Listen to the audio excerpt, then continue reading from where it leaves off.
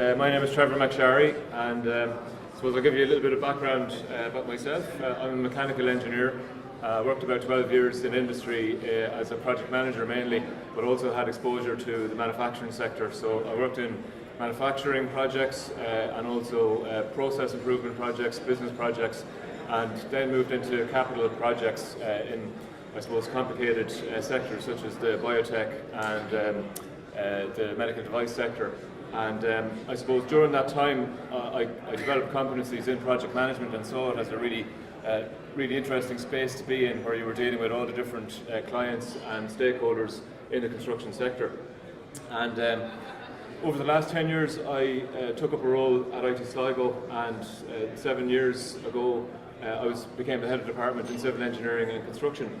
And during that time, I suppose I always had a passion about project management, and then had an opportunity to get involved in the CitA group about 5 years ago. So I've been involved with that group about 4 or 5 years now, and chaired the Northwest BIM region.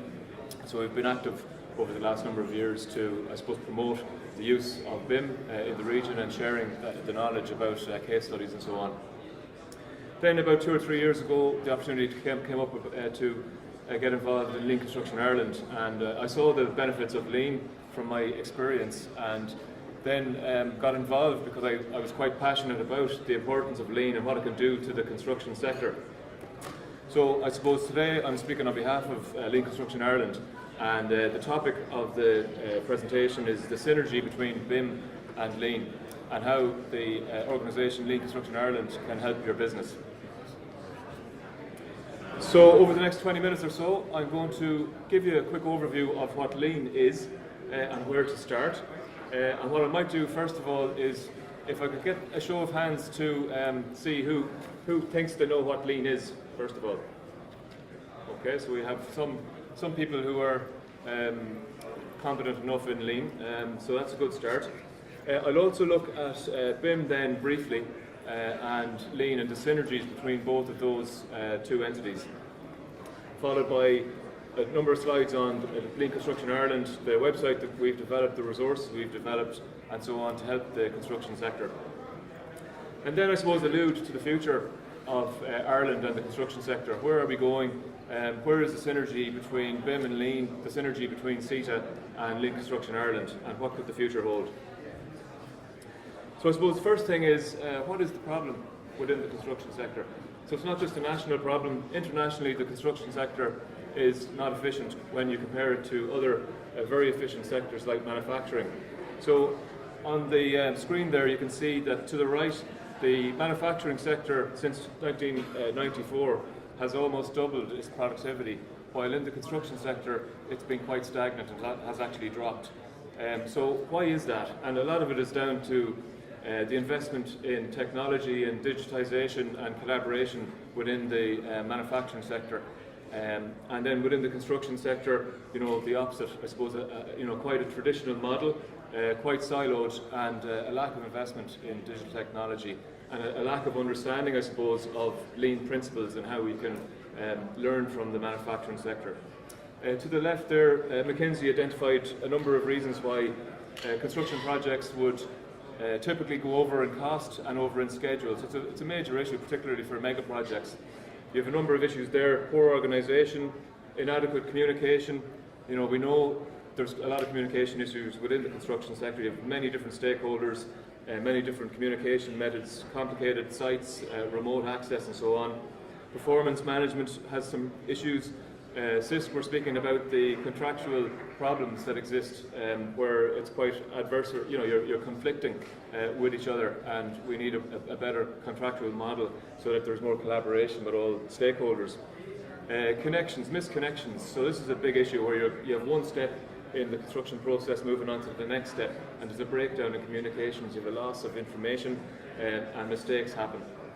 Short-term planning issues, and again, the likes of the last planner can help that, and proper project management processes. Risk management, that's an area that isn't really dealt with properly within the construction sector. And then talent management, and probably not a long-term focus in terms of investment in the staff of your organisation for the long term, making sure that they're up to date with the latest skills.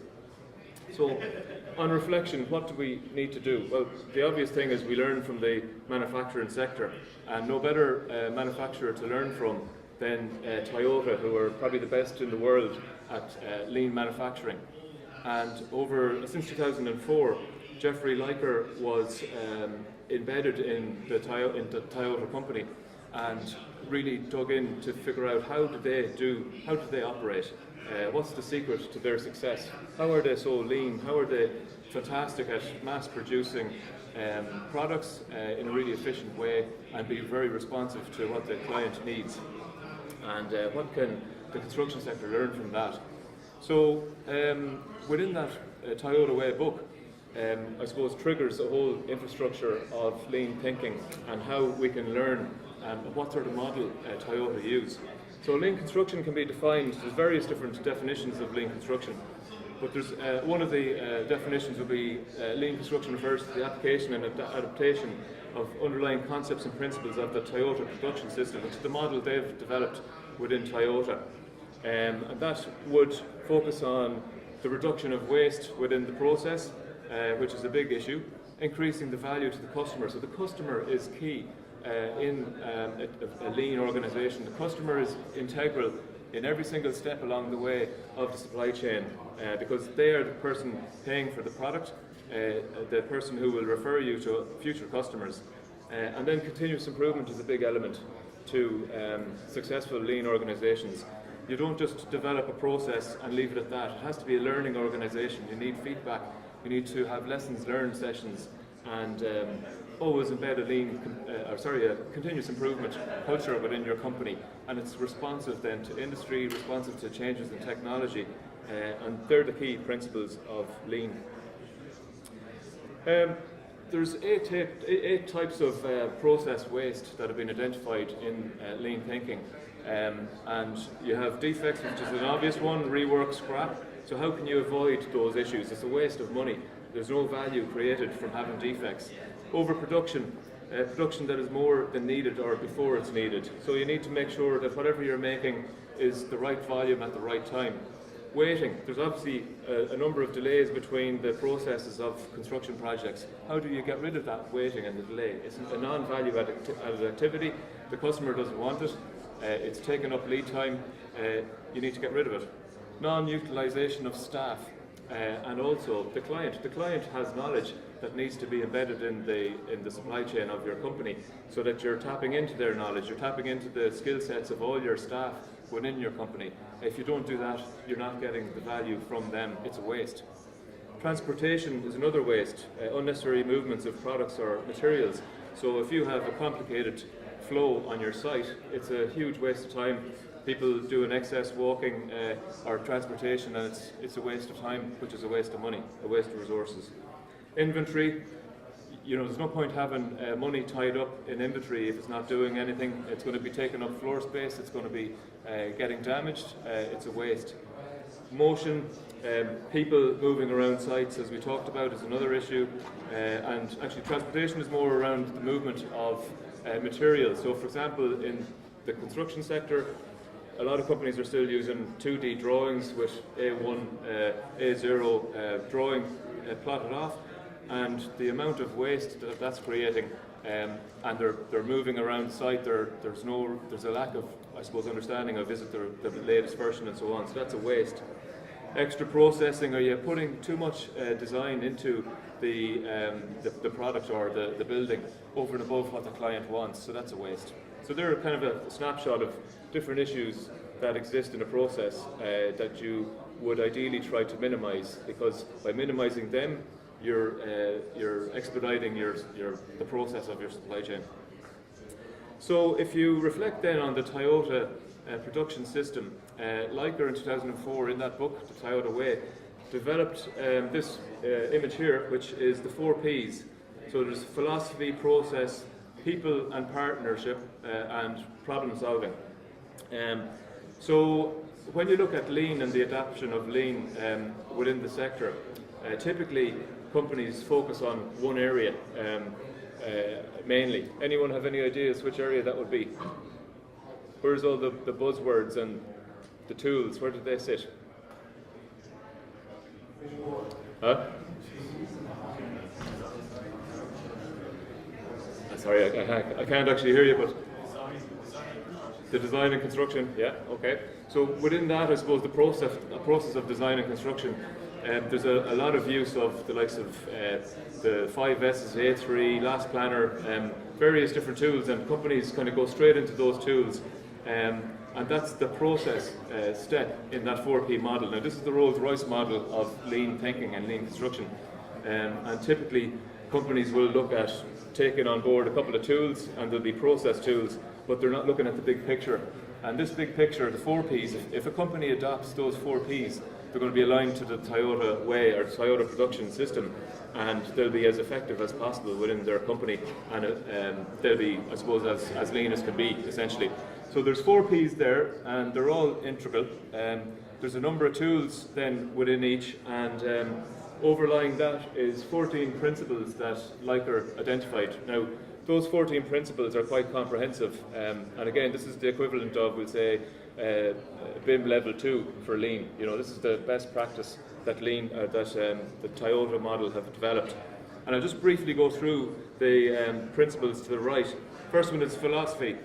So companies need to look at making decisions on a long-term basis. So when you're looking at a long-term basis, you're going, right, well, although we'd say the inclusion of BIM and training is a short-term cost, it's a long-term goal. It's going to add efficiency after a number of projects once the staff engage in it and are productive in it. So it's a long-term view, and that long-term view is really important because you're investing in optimizing the process within your company, including technology, and you're in it for the long haul. So that kind of mindset is a game changer for the construction sector, I suppose, to reflect on.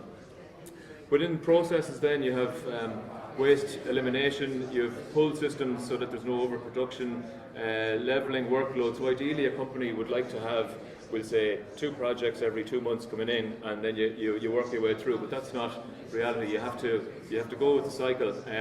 But companies can come up with ways to try and level the workload and minimise the amount of contractors that you need to take in to keep the workflow going. So there's tools around that. Building in quality into your organisation, standardising work is key. So if you have ISO 9001, that's a really good foundation to an organisation that is used to dealing with standardised processes. You have visual management then for site management and office management. It's a very useful tool. The use of reliable and proven technology. So you only use technology that's proven, and I suppose within Ireland we've always been wondering which sort of BIM technology should we look at, including the courses that we have in IT Sligo, for example. So we see Autodesk are one of the main providers now, and they're looking at addressing all the needs within the sector. So we're obviously looking at taking that sort of technology into our courses. So same goes for companies. You know, BIM is now tried and tested, it's mainstreamed. If you're not doing it, you're going to be at a disadvantage compared to companies that have it. Moving on then to people and partnerships. All this can't happen without people.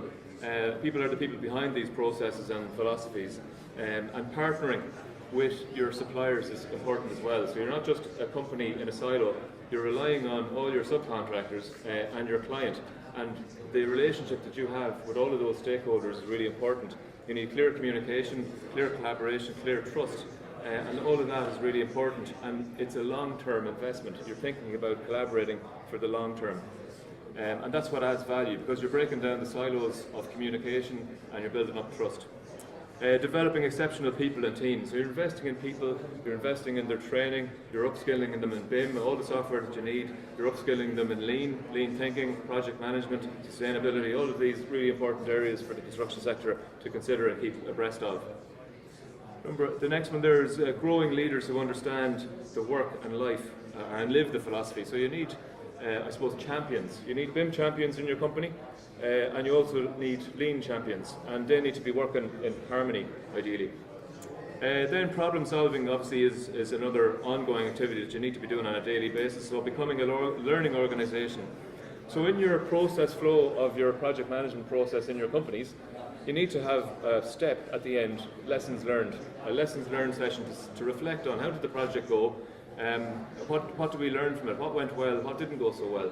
And whatever didn't go so well, you need to update your process so that that issue doesn't happen again, and you're learning from the past, and you're sharing the knowledge and best practices that you pick up on each project for the next project and for the next team. So all of that is sharing knowledge, and you're a learning organisation if you have that type of functionality in your company. Decisions being slow, so you're getting consensus on decisions. Should we adapt BIM? Should we adapt this technology? You need to consult within the company widely, and then when you make a decision, you need to do it quickly. So you're not just going into stuff willy-nilly. You want to make sure you need to get the value out of the investment by buy-in from all the people that are involved in the process, and then implement it quickly. And then go see for yourself. So if there's a problem, ideally you go down and you actually see it firsthand. No point in talking to somebody who saw the issue from before with third or fourth hand information. So that's kind of an overview of the Rolls-Royce model of Lean in line with the Toyota model. So that's, I suppose, the end goal for companies maybe in 10, 20 years' time. It's a process of improvement and gradually adopting these sort of principles. Another view is the house of quality. So this is a kind of another visual. So at the top there you have the things that the company wants. So best quality, obviously you want the best quality. You want the lowest cost as well, so that you're the most efficient and you're coming in at the best price and you get most jobs. The shortest lead time, so you want to be responsive. You want to come in ahead of schedule. You don't want any safety issues. You want all the staff in the project empowered. You want them energized, being involved in the project and respected and so on. So all of those things are something that I think all companies would hope for. And how can you achieve those? So this house of quality would, I suppose, build up to that goal. And the foundation would be the building blocks, which is starting off with the Toyota way, which we covered. Visual management is another tool available. Stable and standardized processes. So if you have already ISO 9001 or 14001, you have a very good standardized approach to how you go about doing your business. Now, a lot of the time they're disconnected from what actually happens on the ground. So you want them to be driving your organization and not just a credential to have on your letterhead. You need them to be respected and to see value in using them. And that's really important, and you're on your way if you have those type of standards. And if you're using BIM and other technologies, obviously those technologies are going to lead to more efficient activities within your company, better control and management of data, and it's just a more efficient way of running your company. So that also is a step in the right direction.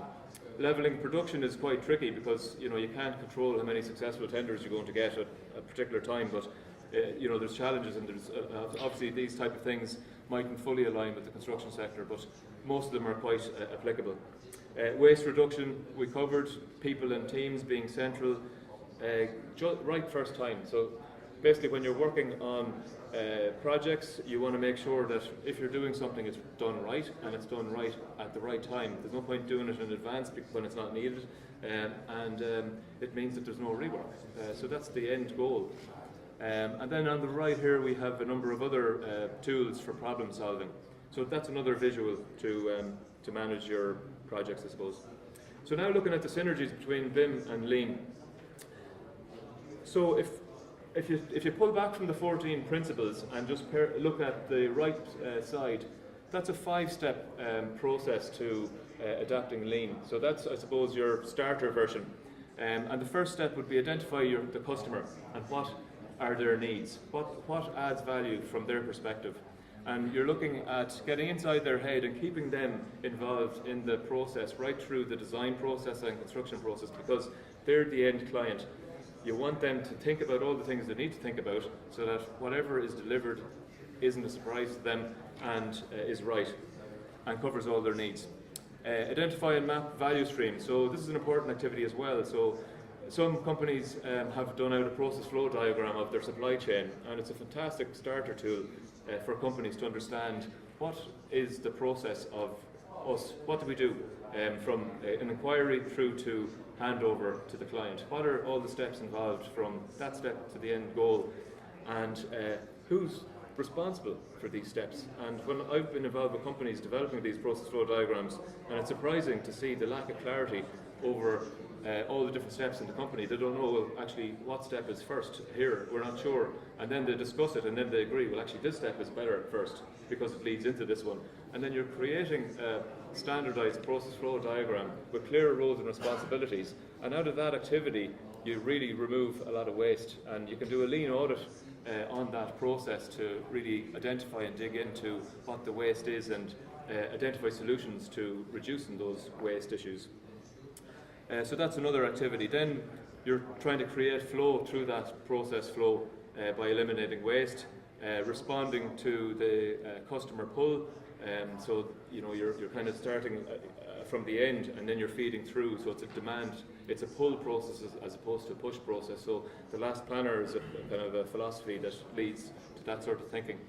And then pursue perfection, which sounds wonderful, but basically what that means is you're looking to continuously improve as an organisation and continuously get rid of waste in your organisation so that it becomes leaner, faster, quicker and so on. So that's a kind of a summarised version of what lean thinking is and the process around how to embrace it as a company. Then if we look at BIM on in the centre there, so what are the steps in BIM and what can you do with BIM? So programming, we'll say, is the starting point. So you have your project schedule of your design and construction and handover phases. Then you're moving into your conceptual design and you can use your 3D model for your development of concepts. The client gets a really good understanding, might have VR to get inside the model, figure out what it's going to be. Yes, I want that first, and thanks. Moving on to detailed design, you have your clash detection, ideally all the stakeholders and professionals working in one common data environment on one model, but at least they're doing clash detections and so on so that when they go to build it, it's right. There's no delays, no RFIs and so on. The analysis part then, obviously huge potential to add value in the analysis of your model. You have your model in 3D, then you can do all your analysis in it, your energy consumption, lighting, thermal efficiencies and so on. And all of that is really important because as others earlier on were saying, like the 80% of the cost, it costs, we'd say 20% for the build, but then 80% for the operational part. So that step is really important.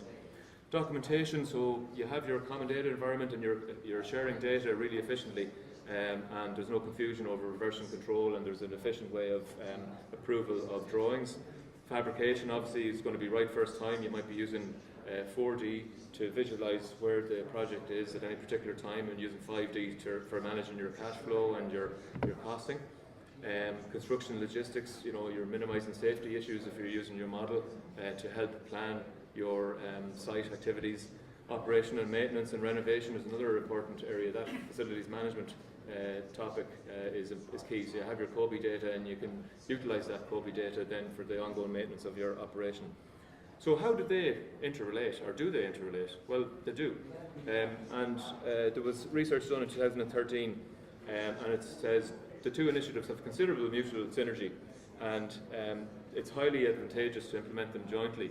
And there's an increased need for BIM champions to be very aware of lean thinking and lean champions, and vice versa. Lean champions need to be aware of BIM functionality and how they interrelate. And whether you do them hand in hand or whether you do one first and the other, it's all moving in the right direction in terms of optimization of your company. Now, I don't expect you to be able to see this, but basically what on the right side is an analysis done. On the horizontal, you have lean principles, so you have about 20 lean principles, and on the vertical column you have BIM functionality. And Raphael Sachs, who's actually speaking at the Lean Construction Ireland event on the 20th of this month, and others, Cascala and so on, have done this analysis, and they identified that there was 56 interactions between BIM functionality and lean principles. So they are interactive and they do interrelate, and 48 of them are quite tangible, and there's evidence that there is synergy most of the time between the two, I suppose, approaches. And if you just took the BIM functionality, and there's only a number of them there listed from that analysis, and you map it to the 8 wastes, there's a significant alignment in terms of how you can utilise BIM to reduce waste. Now I won't go into it, but there is from this analysis. And if you look at the top synergies between BIM and Lean, according to Sachs and Cascala from 2010, the Lean principles that have the highest concentration of unique interactions are getting it right first time, and that's fundamental. So lean is all about getting it right first time, and that's what benefits BIM as well. You're getting the drawing right first time, you're getting it approved, right the right first time, and so on, getting it built right first time. Focusing on improving upstream flow variability. So if you standardize how your data is managed through your design phase and your construction phase, that's standardizing, that's reducing the variability of that data, and it makes it easier and more predictable for people to use the data. It's not coming in 20 different forms. They have one type of format of the data, and it's easier for them to understand and comprehend and so on. Reduce production cycle durations, so obviously things are being done quicker as well. BIM functionalities, then you have a number of synergies there, aesthetic and functional evaluation. So there's a number of, points there. The client can get into the VR model and understand it. Multi-user viewing of merged and separate multidisciplinary models. 4D visualization we talked about. The use of cloud storage of your data so everyone can access it. And site access is obviously very useful as well. Again, this is another model of how BIM and Lean relate, and I suppose the most important one down at the bottom, number 4, is having a Lean process allows you to adapt BIM easier. So they are quite supportive of each other. And to summarise, we mentioned ISO being a key, foundation. So if you have that, it's a really good start. Effective data management and BIM leads to low waste processes. So that's key. Implementing both BIM and Lean, there's synergy between them, and doing that on an ongoing basis or a continuous improvement basis is very beneficial to the company's competitiveness. Increasing utilisation of digital technologies is going to be key for the future as well. And we have identified BIM and Lean synergy, but it is at an early stage of research, so there's lots of scope there. So briefly moving into Lean Construction Ireland, there's a number of stakeholders to the right heavily involved in Lean Construction Ireland. And it's, I suppose, set up about 2 or 3 years now, and that's the Lean Construction Ireland summary of who we are and what we do. I won't go into it now, but in terms of the objectives, first of all, the vision. So deliver projects better, faster and together. So that's the goal for the construction sector, not just for Lean Construction Ireland, for all the stakeholders. The clients want that, the contractors want that, the designers want that. The objectives then would be to promote the application of lean thinking and practices in Ireland, develop a national network of members, so that's developing quite well, and then challenge the status quo of current project thinking and delivery methods. So how can we do things better? And advance amongst all stakeholders the business case for lean construction knowledge and skills. So that's the main goal. And there's a fantastic resource, leanconstructionireland.ie, which has all the resources on the website. There's a homepage, there's a tab to join up, there's a Getting Started tab, which I'll go through shortly. Services, there's a number of training providers that are set up and validated by Lean Construction Ireland to help companies along their lean journey. There's a number of events that have been recorded, webinars and so on, and there's a huge knowledge base in that website also. This is a Getting Started image. There's a huge amount of resources there to give you an insight into what lean is, a lean audit tool, which is very effective for assessing the lean waste in your company, understanding the 5 principles, what value is, the 8 wastes, and so on. This is a snapshot of a company that I worked with recently on understanding what their lean waste was. So there was 138 questions to help the company reflect on how they're doing as an organisation. And what it did was it established where the biggest waste was, whether it was site waste or office-based waste, and what type of waste it was. So in this case, there was inventory on the site. That was seen as one of the biggest waste. Waiting on site was another issue. Overproduction was another issue. So these type of things can be identified and mitigated against by using these lean tools.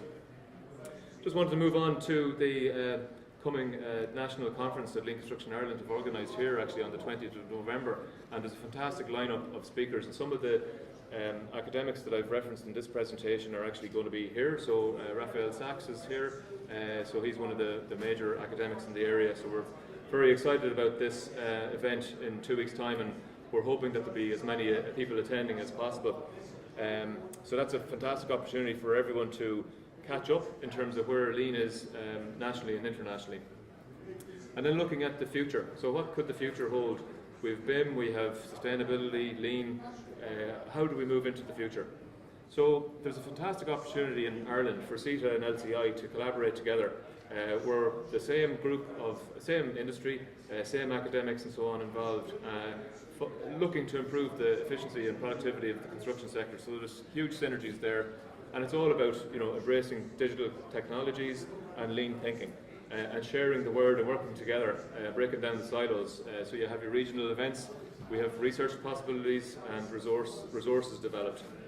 We see the membership of LCI growing strongly, and the lean capability development also improving. So all the trainers, the number of trainers are expanding. The higher education institutes are adopting BIM and lean in their programs at undergrad and postgrad level, and there's a cultural change happening, and it will continue to happen, to look at continuous improvement and long-term thinking. And then integration of best practices. So we see BIM, lean, project management and sustainability all working together for the benefit of the construction sector. In conclusion, the sector is learning from the manufacturing sector, as we know. BIM and lean should be implemented together to maximise efficiency. LCI is a great resource for companies to tap into, and there's a conference on the 20th of November which we would recommend you to attend. And thank you very much for your time.